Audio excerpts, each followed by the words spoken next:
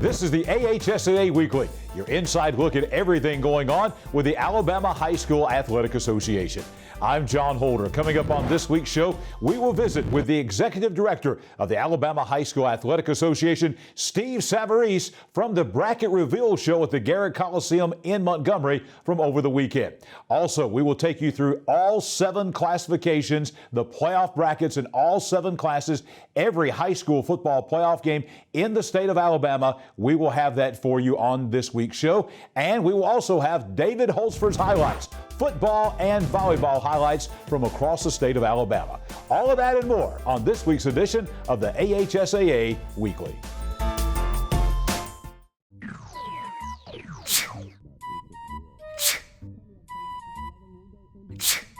Home making you sick?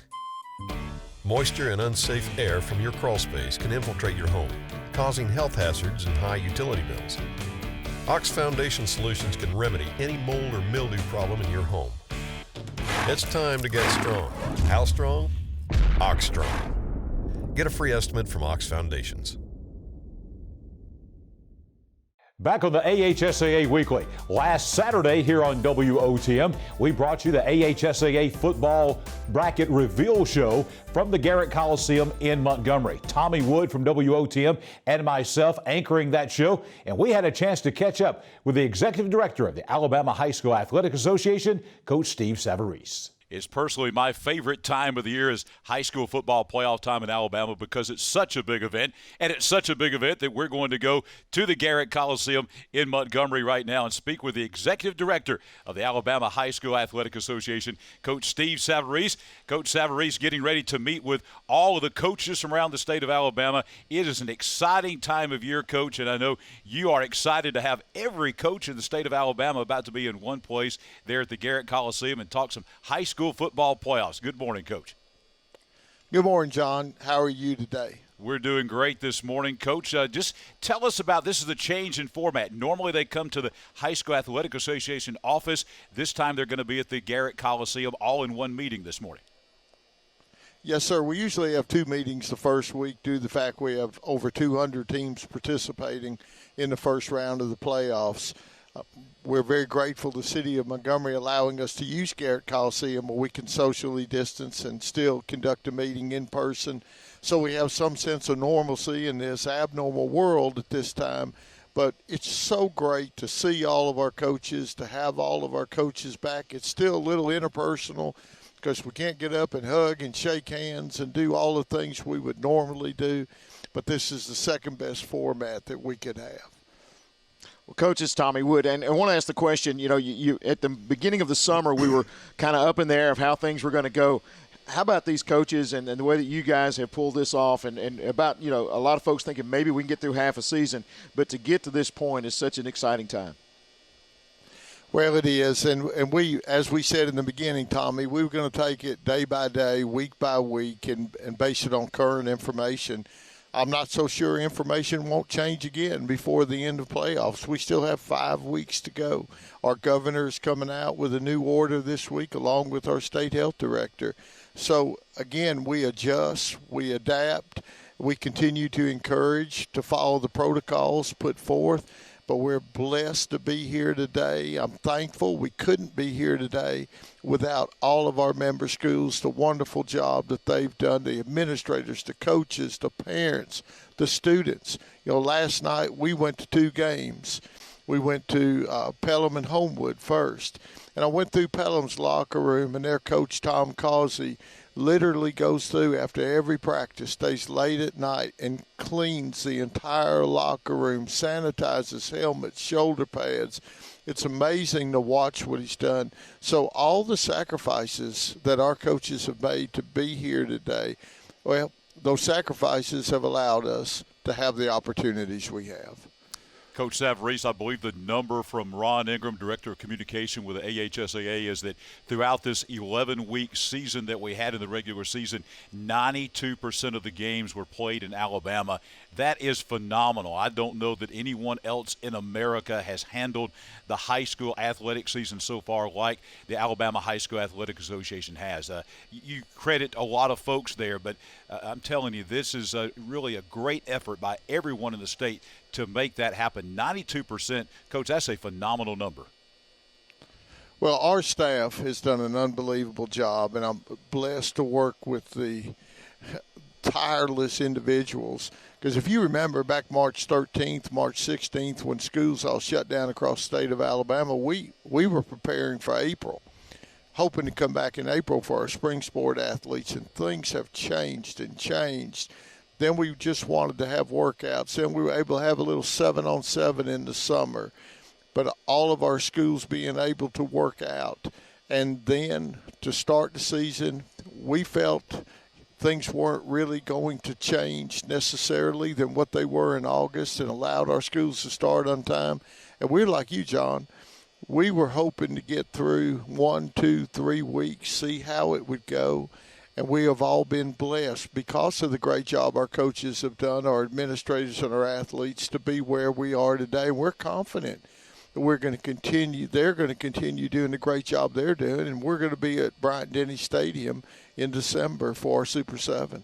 And we're looking forward to it, Coach. One thing we want to mention that folks tune in today, the old days of walking up, buying a ticket at the stadium, that's something we need to address today and talk a little bit about how folks can get these tickets and really make sure that everyone is aware that these are all digital this year, and that's another great precaution. Well, thanks, Tommy, and thanks for bringing that up and allowing me to expound on that. You know, generally we use paper tickets for games, and we would give those paper tickets to the schools today. They would have to send them back to us. We have to audit every ticket that's sold. We sell 1 million tickets over the 5 weeks of playoffs. We have to count every ticket, and our staff does that, where we can't allow tickets to come back into our office being touched by someone else, cash be exchanged at the gate workers touching cash from so many different people are giving tickets, and the chance of exposing more people to COVID. So taking the precautions, we went to a digital platform. It works seamlessly off of a smartphone. We're very grateful to GoFan for this technology. We've been using it for years, never knowing we would have COVID. I don't know about you, John, but I wasn't around in 1918. My son-in-law, he accuses me of being around in 1918, so I should have learned from this.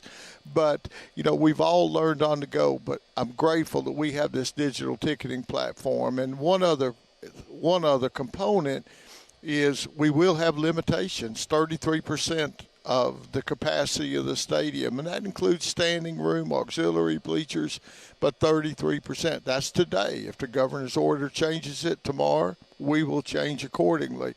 But we're at 33%, so our first goal is to get the essentials in the game, and that's parents of the band, cheerleaders, the players. We want the grandparents to be able to get in, so we will allow the school to sell tickets for 2 days, starting Sunday at 1 o'clock, and then Tuesday morning at 8 o'clock they go on sale to the general public. And when they're sold out, they're sold out. So we encourage people to look on our website for the latest ticket information. Coach Savarese, that is some great information there for our high school football fans across the state of Alabama this morning. Thank you for taking some time. I know it's a busy morning. This is a hectic time. And thank you for spending a few moments with us here on WOTM to talk about the high school football playoffs. Coach, best wishes to you and the staff and all the coaches and administrators around the state of Alabama as we begin the playoffs coming up next week. Well, thank you. Thank you, John. Thank you, Tommy. And a special thanks to Vince Early and WOTM. Y'all have made it so fantastic. Having you as a partner with the AHSAA, I told Vince he has a lifetime contract. And he said, Coach, I'm going to take advantage of that. But y'all have been great. Thanks for covering our games. Thanks for what you do for our student athletes. You got a big game on this week with James Clements and you at Trustful. 2 outstanding teams. We look forward to having you at the Super 7, and we are so grateful that you are our partner. Coach Savarese, thank you for the time again this morning. Coach Steve Savarese, Executive Director of the Alabama High School Athletic Association, joining us here on WOTM on our Bracket Reveal Show.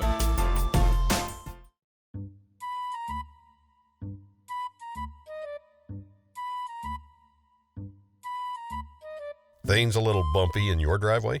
Ox Foundation Solutions has the expertise and the know-how to repair cracks, wet basements and crawl spaces, and uneven floors in your home.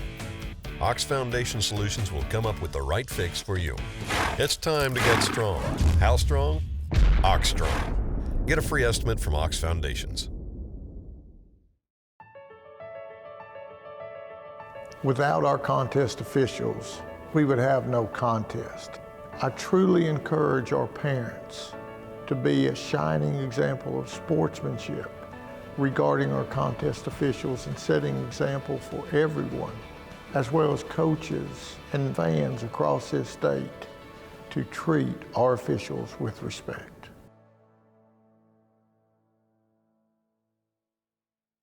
Up next on the AHSAA Weekly, we're going to take you through the brackets.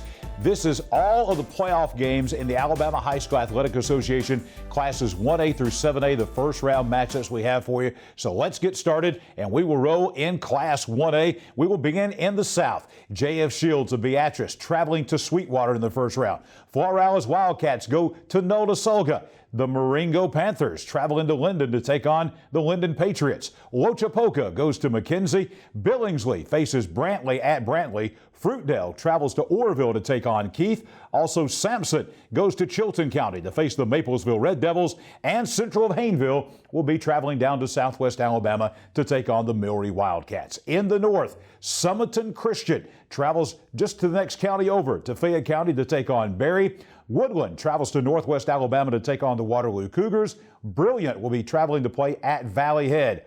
R.A. Hubbard of Cortland comes to Joan Ford Stadium in Ragland to take on the Ragland Purple Devils. Winterboro will be hosting Hackleburg. Also, Hubbardville goes to Cedar Bluff.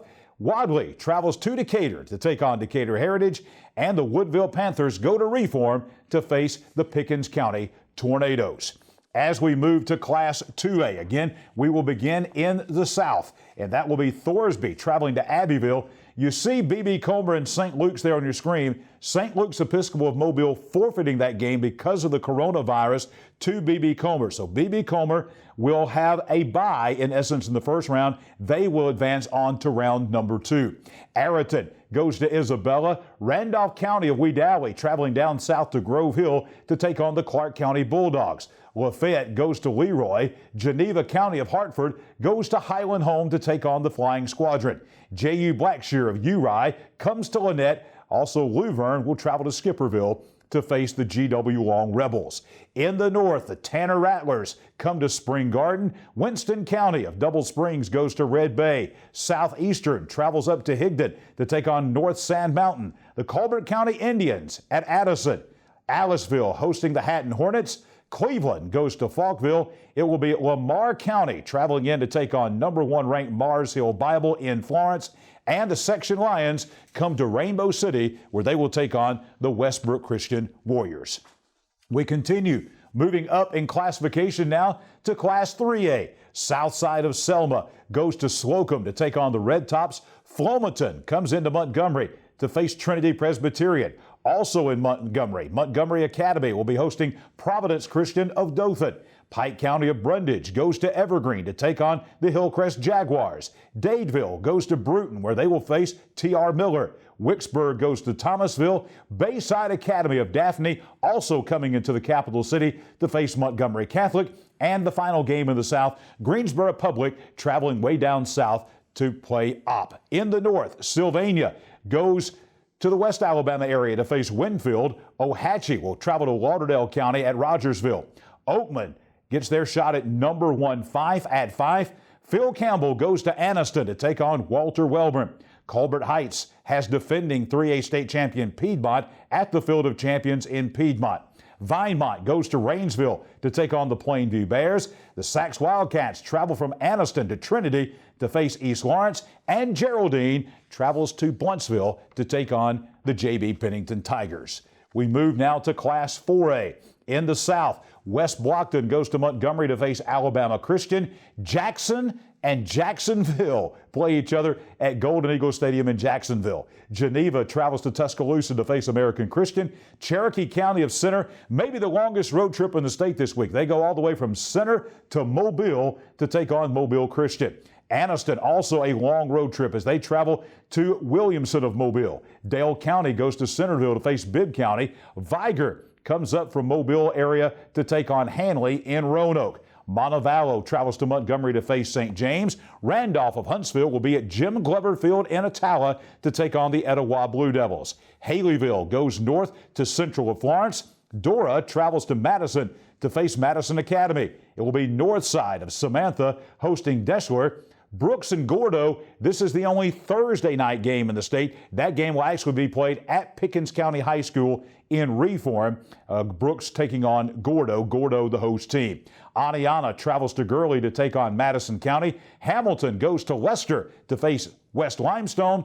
And North Jackson comes to Coleman County where they will face Good Hope. We move now to Class 5A, where Shelby County of Columbiana goes to Pike Road. The defending 4A state champion UMS Wright Prep of Mobile comes to Elmore County to face Holtville. Rehoboth goes to Demopolis. Sylacauga travels down south to Mobile to face Faith Academy. Another Talladega County team, Talladega, also traveling to Mobile to face St. Paul's Episcopal. Carroll of Ozark goes to Selma. Satsuma comes way north to Clay County to face two-time defending state champion Central of Clay County. Marbury travels to Andalusia, and as we get into the north half of the bracket, West Point will be coming to Death Valley and Alexandria to face the Valley Cubs. Parker of Birmingham traveling to East Limestone. Hayden goes to Gunnersville. Pleasant Grove hosting Mae Jemison of Huntsville. It will be Ramsey hosting Lawrence County of Moulton. Centerpoint travels to Coleman County to face Fairview. Fairfield on the road at Russellville. And the Boaz Pirates come to Homer Smile Stadium in Leeds to take on the Leeds Green Wave. In Class 6A, again, beginning in the south, Opelika will be hosting Wetumpka. McGill-Tulane traveling to Tuscaloosa to take on Hillcrest Tuscaloosa. Lee of Montgomery goes to Pelham. Northridge of Tuscaloosa travels to play at Saraland. McAdory also making a long trip south as they go to Spanish Fort. Carver of Montgomery travels to Helena. Blunt will come to Hueytown, and the final game in the south will find Stanhope Elmore going over to the Georgia border to face Eufaula. In the north, Arab plays at Pinson Valley. Shades Valley of Irondale goes to Coleman. Oxford, the number one ranked team and defending state champion in 6A, hosting Minor of Birmingham. Hartselle travels to Birmingham to face Briarwood Christian. Muscle Shoals will be at Mountain Brook. Fort Payne playing host to the Gardendale Rockets. Homewood goes on the road to Athens, and it will be Clay Chalkville playing host to Southside out of Etowah County. And finally, in Class 7A, in this bracket, there are only 4 rounds of playoffs instead of 5. So this first round will not have as many games. This is equivalent to basically the second round in Classes 1A through 6A. In the South, Enterprise travels to Theodore. Fairhope will go to Phoenix City to take on Central Phoenix City. Baker of Mobile comes up I-65 and then I-85 to play at Auburn. And Prattville travels down south to play at Daphne. In the north, Grissom of Huntsville comes into Alabaster to face number 1 ranked and defending state champion Thompson. Hewitt-Trussville and James Clemens, that is the game that you will see statewide right here live, 7 p.m. on WOTM. Hewitt-Trussville playing in Madison against James Clemens. The final 2 games in the north will have Oak Mountain traveling to Decatur to take on the Austin Black Bears, and Sparkman will travel down from Madison County to Hoover to take on the Hoover Buccaneers. And once again, we want to remind you that we will have live here on WOTM Friday night, not Thursday night, Friday night. The road to Bryant-Denny Stadium in Tuscaloosa begins right here. We will have that top 10 matchup in Class 7A. Hewitt-Trussville traveling into Madison City Stadium in Madison to take on the James Clemens Jets Friday night, 7 p.m. live right here on WOTM. Those are the brackets. Every game in the state of Alabama, classes 1A through 7A. We'll be back with more of the AHSAA Weekly in just a moment.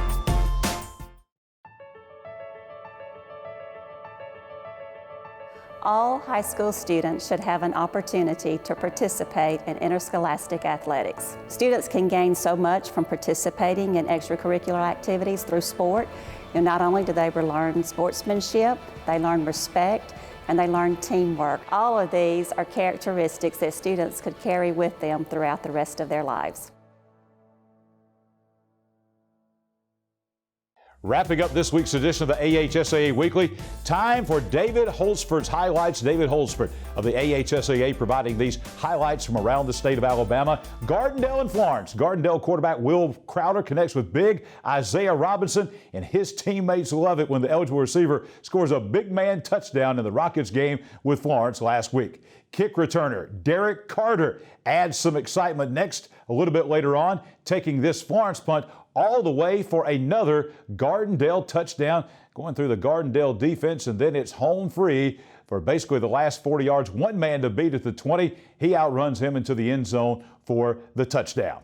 However, Florence would fight back with quarterback Gardner Flippo handing off to running back Jalen Simpson. That pulls the Falcons to within 2 touchdowns with this nifty touchdown run. Javion Griffin adds another late touchdown right here, but Gardendale hangs on for a thrilling 27-21 win. Great ball game there as you see that touchdown run by Javion Griffin. Next is the oldest rivalry in Alabama, dating back to 1914, Guntersville and Albertville. Its 106th game of the series last week with undefeated Guntersville in charge from the start. Quarterback Jordan Griffin lobs a pass to Jack Harris to start the scoring for Guntersville, and they never look back. Later on, we're going to see right here Logan Pate breaking free up the middle for a Guntersville touchdown as he takes it into the end zone at Chorba-Lee Stadium up in Guntersville. Fine run there by Logan Pate. Next, we're going to see Jarrell Williamson. He's going to scoop up an Albertville fumble and take it the distance for another Wildcat score and a very quick 28-0 lead. Ball pops out. He scoops it up at about the 25-yard line and going to take it back roughly 75 yards for another Guntersville touchdown and a 28-0 lead. And then finally, Cole McCarty takes over at quarterback. He's going to find Cooper Davidson streaking across the middle for another score as Guntersville improves its lead in the series to 51-46-6 with a 54-0 win over the Albertville Aggies. Let's go next to the Bill Harris Arena in Birmingham. Trinity Presbyterian taking on Plainview in the Class 3A state volleyball finals. Emmeline Etheridge gets the spike for Trinity early, giving them a first set lead, and Addison Cherry follows by hitting it where they ain't for another point.